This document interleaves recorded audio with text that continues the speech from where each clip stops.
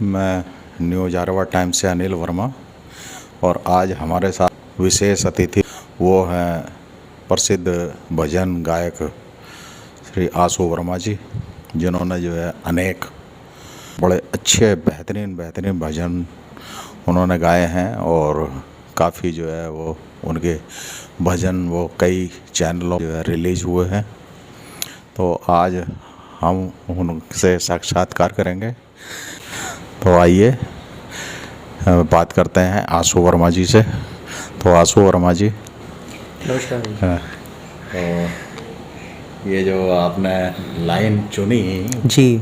भजन गायन की, तो भजन गायन ही क्यों चुनी? क्योंकि इस लाइन में तो और भी जैसा फिल्मी गाने हैं जी जी जी या और काफ़ी सारी इसमें जो है लाइन जी जी जी मैं बताना चाहूँगा कि सबसे पहले तो ये ईश्वर की कृपा है।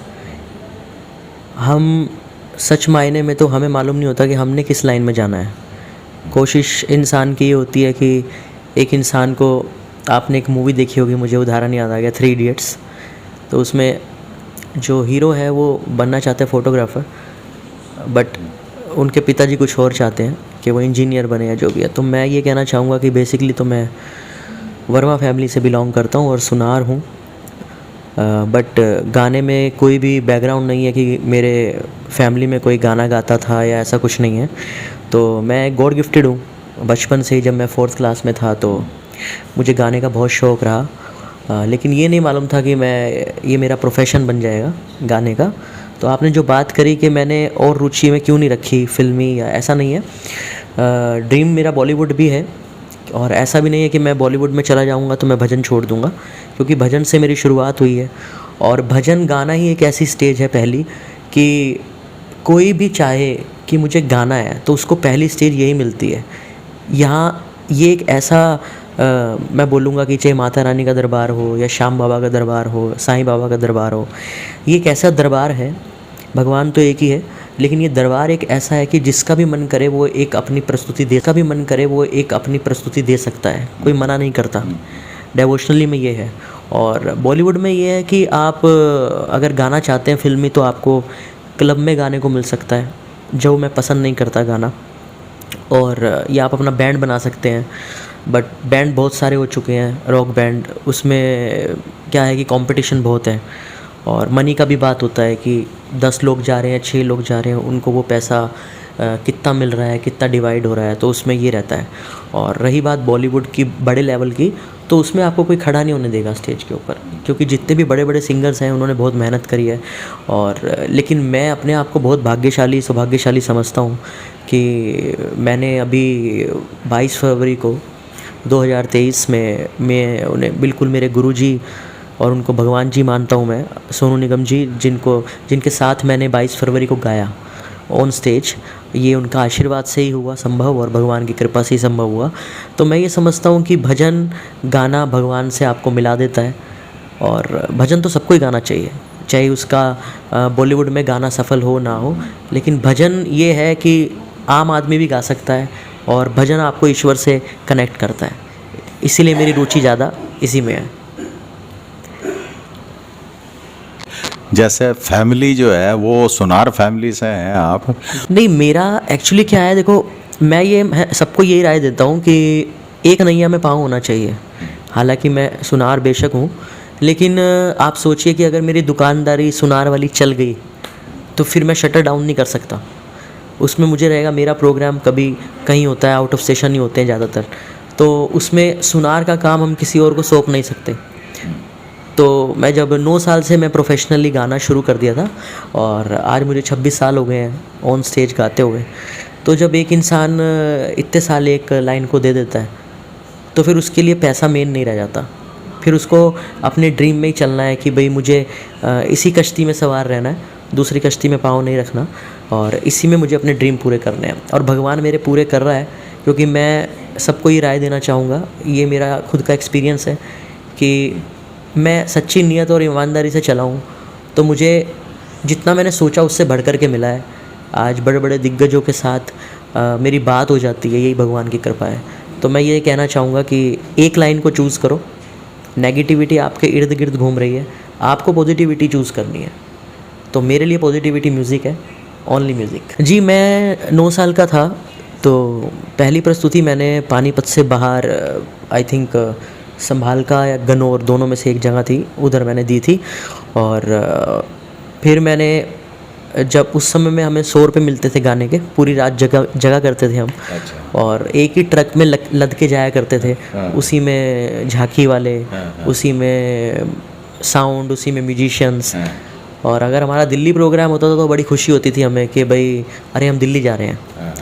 तो आज ईश्वर की एक ऐसी कृपा है कि वो ट्रक में जो हम सवार हुए, उस ट्रक से भगवान ने हमें हवाई जहाज़ की सैर करा रहा है। वो कितनी बार उन्होंने कृपा करी है कि हम अब गिनती भी नहीं है कि कितनी बार उन्होंने हमें मतलब एक सपना होता है लोगों का कि हम प्लेन में बैठेंगे, तो ईश्वर की कृपा से उन्होंने इतनी बार बिठा दिया। और आज भी भगवान की कृपा से मैं एक बात रही है मेरी, शुरू से सोच बड़ी रही है कि अच्छा करना है। मैं काम कम करता हूँ, मतलब मैं भगवान से बोलता हूँ, बहुत रेयर लोग होते हैं जो ऐसी बात करते हैं, लेकिन मैं भगवान से बोलता हूँ मुझे 25 दिन काम नहीं चाहिए।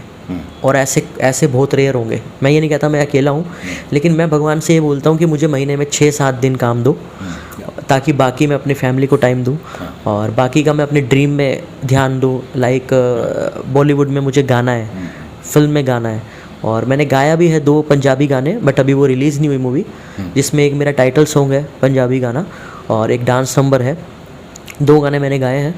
और रिसेंटली मैंने अभी मेरा एक भजन रिलीज़ हुआ है जो कि बहुत सीनियर आर्टिस्ट हैं, साधना सरगम जी, जिन्होंने 7 समुंदर पार में तेरे पीछे पीछे आ गई।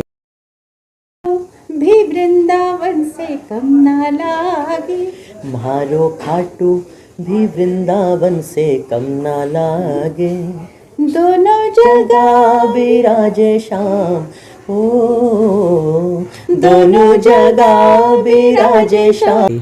और जब कोई बात बिगड़ जाए, और रहमान साहब के लिए उन्होंने गाया था चुपके से लग जा गले, ये सब गाने उनके गाए हुए हैं। और मुझे तो ये मैं अभी भी सपना ही ले रहा हूँ कि मैंने उनके साथ गाया है, उनके साथ वीडियो शूट किया है, और वो अभी खाटू श्याम जी में उसको बड़ा पसंद किया है इस एकादशी पर।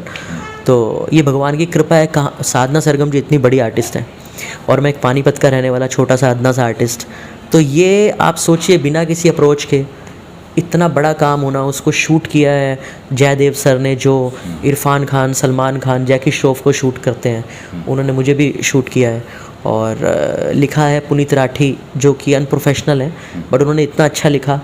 म्यूज़िक दिया है इस्माइल दरबार के भाई ने, इकबाल दरबार जी ने। तो सब पूरी टीम ही उसमें, जो हमारे प्रोड्यूसर साहब हैं दिनेश असोपा जी, जिनका खुद का चैनल है भक्ति दुआ टेलीविज़न, उसी चैनल के माध्यम से हमारा भजन सामने आया है। तो लखबीर सिंह लखा जी हैं जो बहुत प्यार करते हैं मुझे। आशु जैसे, इसको रिपीट करना, जैसे उंगली में अंगूठी अनुमैग दे, जैसे पूरा सुन लो पहले, जैसे उंगली में अंगूठी और अंगूठी में हीरा, जैसे उंगली में अंगूठी, अंगूठी में नगीना हीरा, जैसे उंगली में अंगूठी, जैसे उंगली में अंगूठी और अंगूठी में हीरा, वैसे मीरा में मोहन और मोहन में मीरा, है दीवानी थी मीरा, लिया विष का प्याला। ऑन स्टेज मुझे वो माइक दे देते हैं, तो ये बिना कृपा के संभव नहीं है। ये चीज़ें हम खरीद नहीं सकते। तो इसीलिए मुझे ये समझ में आता है कि सब कुछ पैसा नहीं है। ये जो माया है ये अनमोल है और ये कमानी चाहिए। सबको इस तरह की सोच रखनी चाहिए, क्योंकि साथ में नाम ही जाएगा।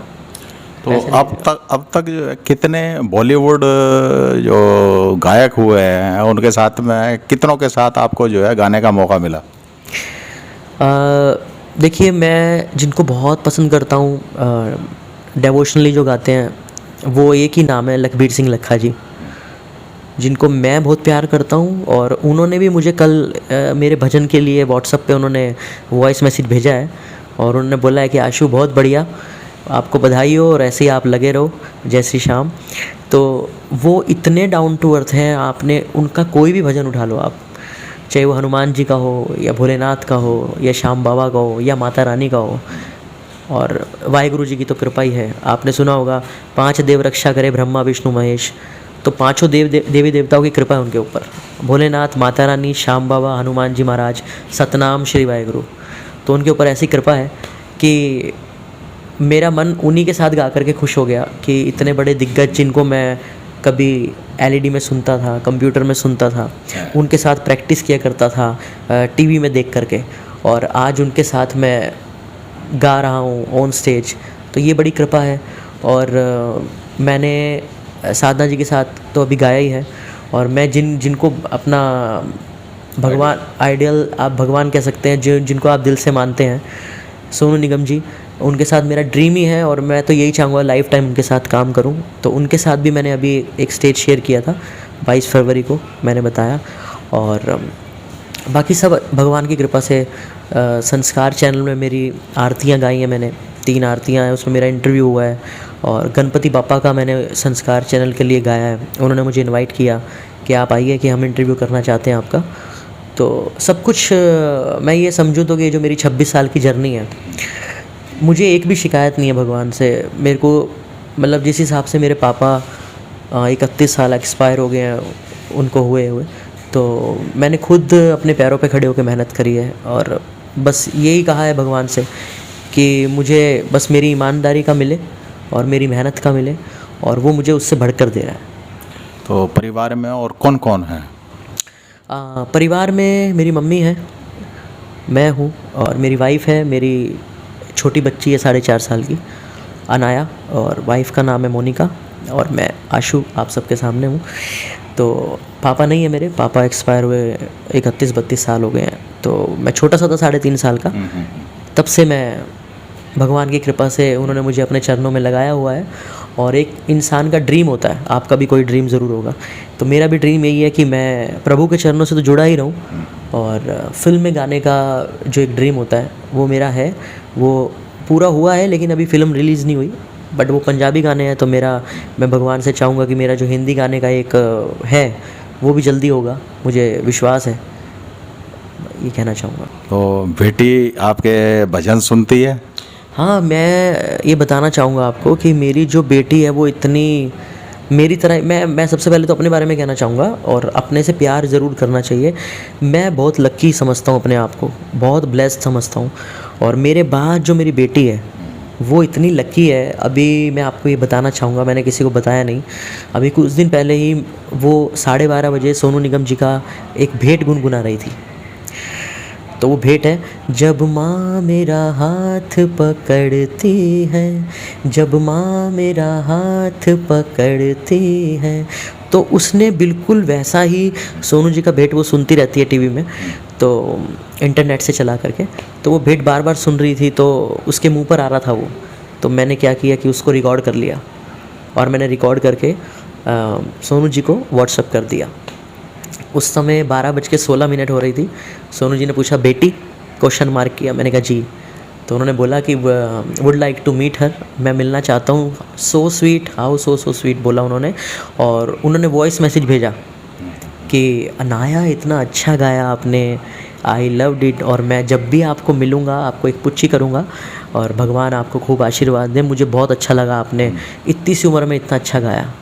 तो वो बहुत लकी है मेरी बेटी भी कि 4.5 साल की उम्र में उसको पद्मश्री सोनू निगम जी का आशीर्वाद मिला।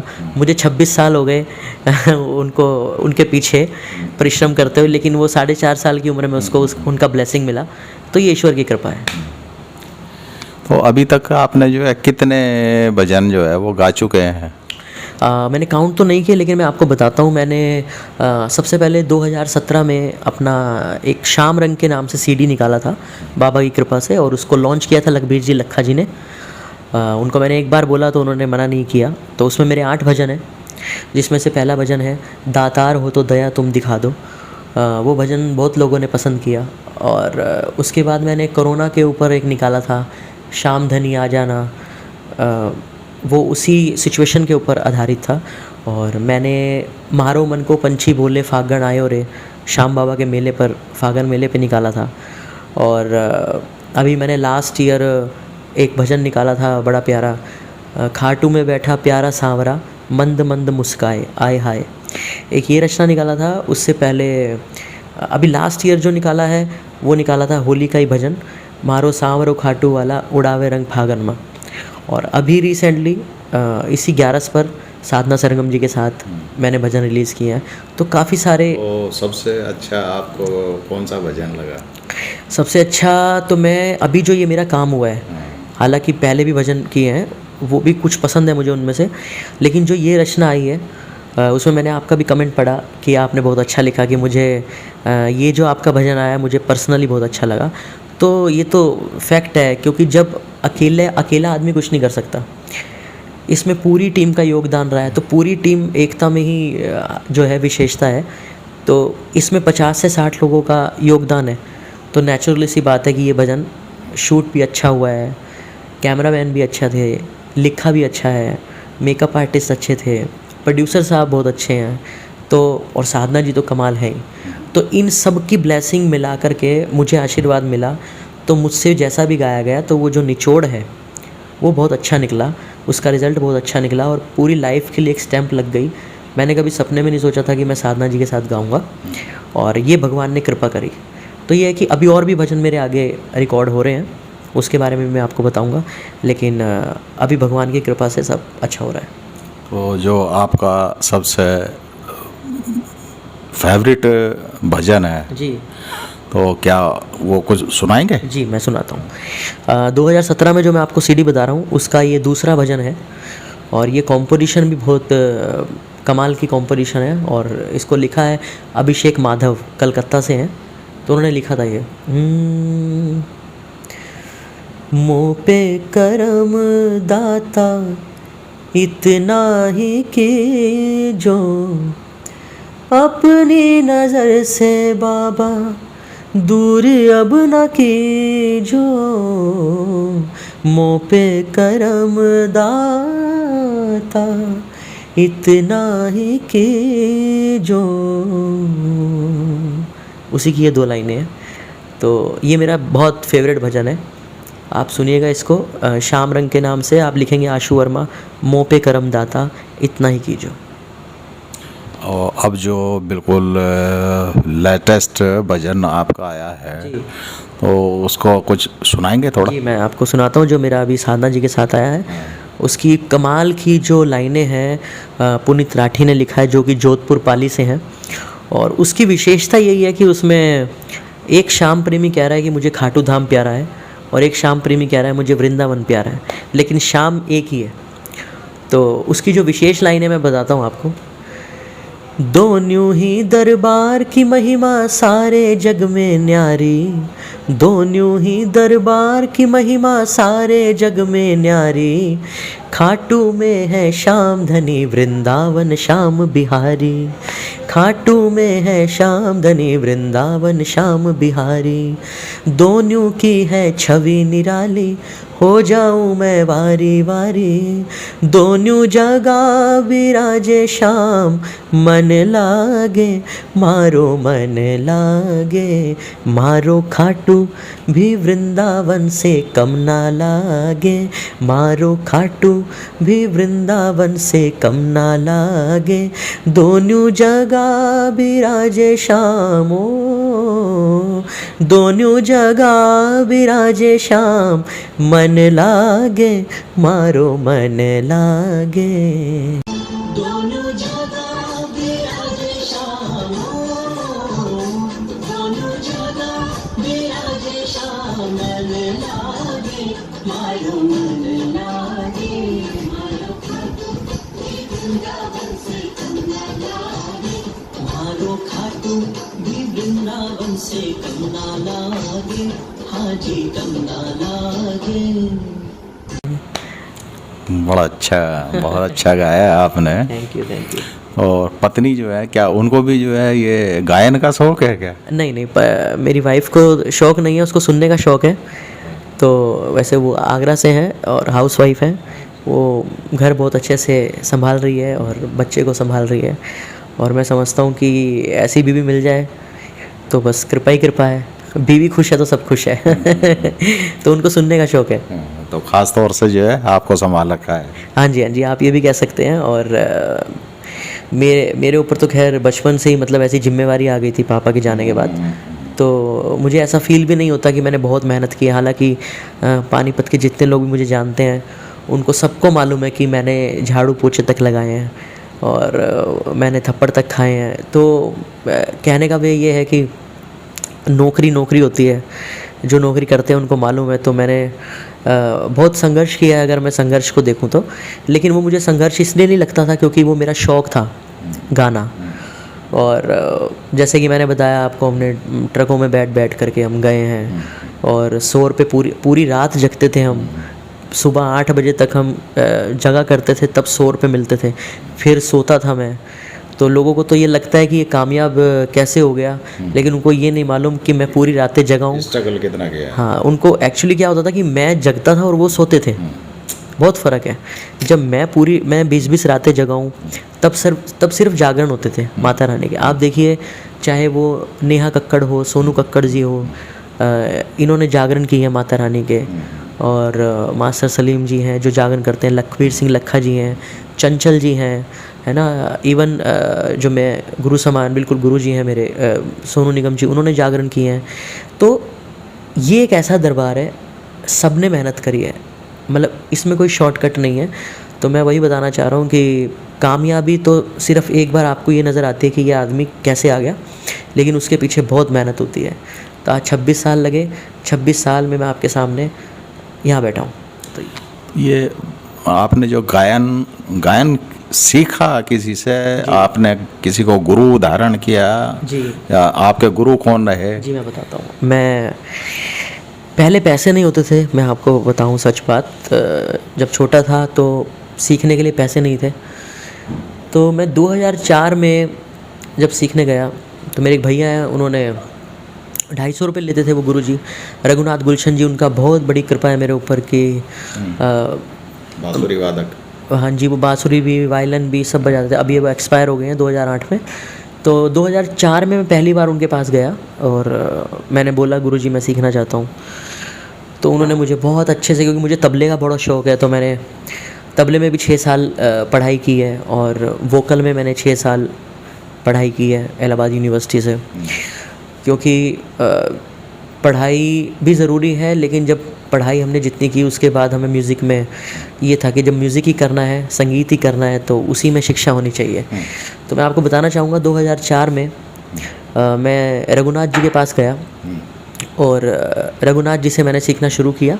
फिर थोड़े टाइम बाद उनकी तबीयत ख़राब हो गई, तो तब मेरे एक भैया हैं, उन्होंने वो 200-250 रुपये फ़ीस थी जो 4 क्लास की, उन्होंने दिया था अपनी तरफ से, क्योंकि मेरे पास पैसे नहीं होते थे। तो उन्होंने खुद बोला कि तू सीख, मैं पैसे दूंगा। और उसके बाद मेरी आदत थी, थोड़ा स्वाभिमानी हूँ, तो मैंने पैसे मांगे नहीं दोबारा, तो मैंने छोड़ दिया। फिर 2008 में मुझे लगा कि मैं खर्च कर सकता हूँ, भगवान ने कृपा करी। तो जब मैं उनके पास गया तो वो बीमार थे, 1-2 क्लास ली, फिर वो एक्सपायर हो गए।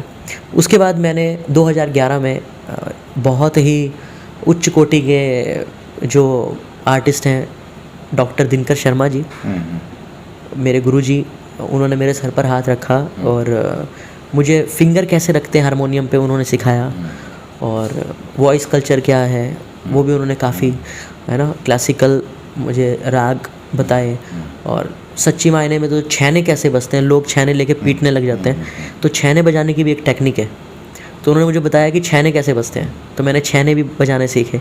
क्योंकि आप कैमरा चलाना सीख लेंगे बट तार पकड़ना नहीं सीखेंगे तो कोई फ़ायदा नहीं। पहले तार पकड़नी आनी चाहिए, कैमरा बाद में आना चाहिए।